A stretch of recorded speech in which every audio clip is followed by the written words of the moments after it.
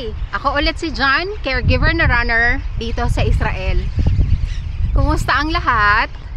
Siguro maraming nag-iisip sa inyo kapag nakikita yung videos ko na siguro ang healthy kong tao kasi active ako, tumatakbo ako, nag-exercise ako. Of course not. Actually, ang dami kong body pain sa katawan, sa batok, tapos ang dami kong hair fall araw-araw, as in ang nipis na ng buhok ko, makikita na yung anit ko kapag nagbabrush up ako. Ano pa ba? Irritable ako madalas. Tapos yung feeling mo pagod na pagod ka kahit wala ka namang ginagawa. Tapos ang daming tumatakbo sa isip mo. Nag-undergo na rin ako ng mga laboratories, ng mga check-up, ng mga ultrasound, ng x-ray, pero wala pa rin nakikita hanggang sa nire-request ka na mag-follow up, ng mag-follow up. So, in other words, alam ko na hindi healthy yung katawan ko.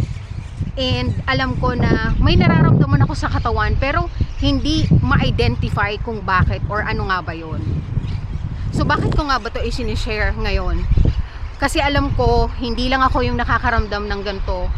Marami pang ibang tao na nararamdaman din yung nararamdaman ko. At siguro yung iba, nagmumukmuk na lang, nawawala na ng pag-asa, lalong tinatamad. Ang masasabi ko lang at maipapayo ko lang is, tulungan mo yung sarili mo na tumayo ulit.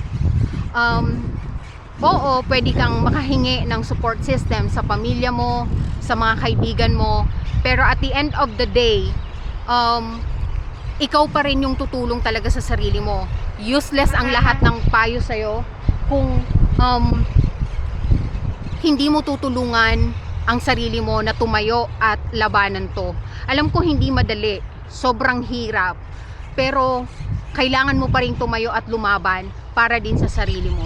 Huwag kang mawala ng pag-asa, magtuloy-tuloy ka lang at paunti-unti lalakas ka ulit at magkakaroon ka ulit ng buhay.